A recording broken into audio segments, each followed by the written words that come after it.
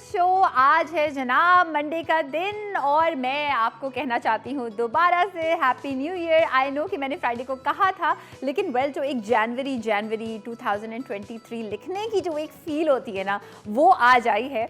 और आई होप कि आपका ये वाला साल बहुत अच्छा गुजरेगा, followed by many more amazing years to come. And कुछ लोगों के लिए 2022 अमेजिंग नहीं था, कुछ लोगों के लिए अच्छा था। जैसा भी रहा हो वो साल आपके लिए, I hope and I pray कि ये वाला जो साल है ना, उसमें आप को खुशी भी मिले, सेहत भी मिले। अगर कोई गलती करें तो कोई बात नहीं, गलती जो है वो रिवर्सिबल हो, और गलती से आप यकीनन कुछ ना कुछ जो है वो ज़रूर सीखें।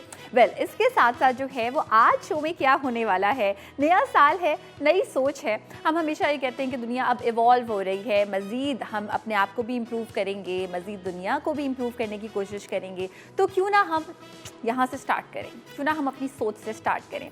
आज का जो हमारा शो है, जिसमें काम की बात एक बेइंतहा काम की बात है, आज हम बात करेंगे ट्रांसजेंडर के बारे में। जी हाँ, ट्रांसजेंडर के बारे में हम ये बात करेंगे कि माना कि वो हमसे मुख्तलिफ हैं, माना कि देखने में, उनकी बातों में, उनकी ऑक्यूपेशन में फ़िलहाल वो हमसे मुख्तलिफ हैं, लेकिन मुख्तलिफ होने का मतलब ये नहीं है कि वो गलत हैं, हम सही हैं। मुख्तलिफ होने का मतलब ये नहीं है कि हम ज़्यादा अच्छे हैं, वो उतने अच्छे नहीं हैं। और मुख्तलिफ होने का मतलब ये हरगिज़ नहीं है कि हम अमेजिंग हैं और वो अमेजिंग नहीं है। तो हर इंसान जो है वो यूनिक है। हर इंसान को प्यार करना, हर इंसान को एक्सेप्ट करना और हर इंसान के लिए एक जैसी फीलिंग्स रखना ही इंसानियत इसको हम कहते हैं। तो ये इंसानियत हम में बहुत कम है। आहिस्ता आहिस्ता इस बारे में बात हम कर रहे हैं, और ना सिर्फ एज ए ह्यूमन बीइंग जैसे कि मैं और आप, बल्कि अब तो जो है वो गवर्नमेंट लेवल पे, यानी कि लॉज ने भी तस्लीम कर लिया है। और 2018 में जो बिल पास हुआ था ट्रांसजेंडर पे, वो मैं आप लोगों को बताना चाहती हूँ कि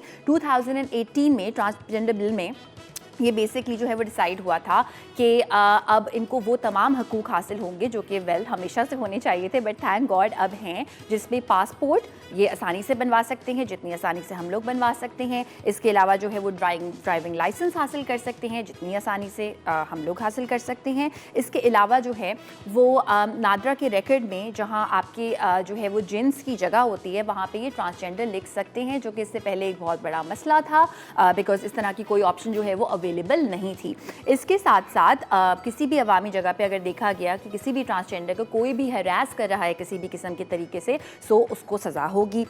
इसके अलावा जो है वो मेडिकल और एजुकेशन की जो फैसिलिटी है वो इनको फराहम की जाएगी। और ये बड़ा इंपॉर्टेंट है। पता है, हम जब हमेशा कहते हैं कि भाई ट्रांसजेंडर, जब हमने बचपन से देखा है, तो हम जो ऑक्यूपेशंस देखते हैं, या तो वो बेगिंग देखते हैं, या तो वो किसी किस्म की शादी में कोई डांसिंग देखते हैं। 2-3 ही चीज़ें हैं जो कि हम ट्रांसजेंडर को अमूमन करते हुए देखते हैं। उसकी एक बहुत बड़ी वजह ये भी है कि जब उन लोगों को बहुत सारी फैमिलीज़ में देखा गया है कि वो उनको डिसोन कर देते हैं, घर से निकाल देते हैं। जब ऐसा होगा तो किस तरह से उनकी ऑक्यूपेशन डिफरेंट होगी, जब एजुकेशन ही नहीं हासिल कर पाएंगे।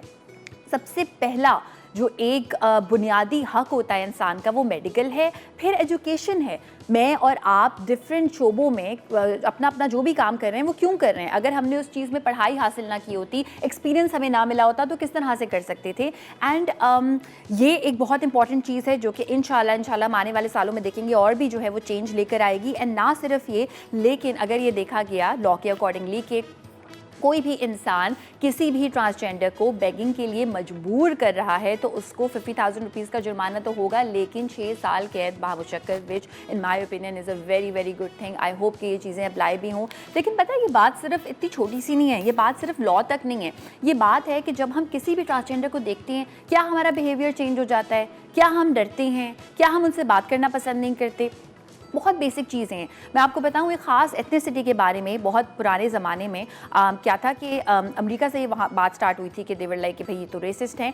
तो कुछ डिफरेंट एथनिसिटी के लोगों के डिफरेंट वॉशरूम्स हुआ करते थे। अब करते करते पहले इस बारे में बात हुई, प्रोटेस्ट हुआ, किताबें लिखी गई, लोगों ने आपस में जो है वो ऑर्गेनाइजेशंस बनाई, और अब ऐसा टाइम है कि इक्वालिटी आप देख सकते हैं। और ये हमारा टाइम है ये वाली स्ट्रगल करने का, along with the entire world. सिर्फ हम नहीं हैं, बल्कि पूरी दुनिया में भी जो है वो इस बारे में और जो है उस चीज़ को नॉर्मलाइज़ किया जा रहा है, बात की जा रही है। नॉर्मलाइज़ क्या किया जा रहा है कि इनको वो तमाम जॉब्स करने का हक है जो हमें है, जो मुझे है, जो आपको है, यानी कि मेरिट हो। अगर उस चीज़ का टैलेंट है किसी भी इंसान में, तो क्यों नहीं जनाब। और इसके बारे में मैं आपके साथ एक अमेजिंग किस्म की रिसर्च शेयर करना चाहती हूँ। अल जज़ीरा की एक बहुत ही अच्छी रिसर्च है पाकिस्तान के ट्रांसजेंडर कम्युनिटी के बारे में। जो कि है स्पेसिफ़िकली रानी खान के बारे में। रानी खान जब 17 साल की थीं तो उनको उनकी फैमिली ने डिसोन कर दिया था और उनको बेगिंग करनी पड़ी, और उन्होंने जब अपना इंटरव्यू दिया तो उनके आंसू को रोकते हुए उन्होंने ये बताया कि पहले उन्होंने वो किया, उसके बाद उन्होंने कोई ट्रांसजेंडर ऐसी कम्युनिटी ज्वाइन की जिसमें वो इवेंट्स पर जाकर परफॉर्म करती थी, डांस करती थी, एंड देन शी थॉट कि नहीं, I am made to do way more than this. तो उन्होंने क्या किया कि वो रिलीजियस एजुकेशन हासिल करती थी, यानी कि वो कुरान मजीद पढ़ती थी। फिर क्या हुआ कि उन्होंने कहा कि मैं अब अपना 2 रूम्स का मदरसा खोलूँगी, और वो दिन है और आज का दिन है, वो इस बारे में जानी जाती हैं ना सिर्फ पाकिस्तान में बल्कि दुनिया भर के लोग जो हैं वो उनको इंटरव्यू करते हैं। एंड मुझे बहुत खुशी हो रही है बताते हुए कि वो पाकिस्तानी हैं। ना सिर्फ ये बल्कि क्रिश्चियन कम्यूनिटी में भी ट्रांसजेंडर ने जो है वो एक इस तरह की चर्च की फैसिलिटी बनाई है जहाँ पे ट्रांसजेंडर ही जा सकता है। अभी इस वक्त ऐसा ज़माना है कि जिसमें ट्रांसजेंडर के लिए ख़ास जगह ऐसी बनाई गई है जहाँ पे जाकर वो वर्शिप कर सकते हैं।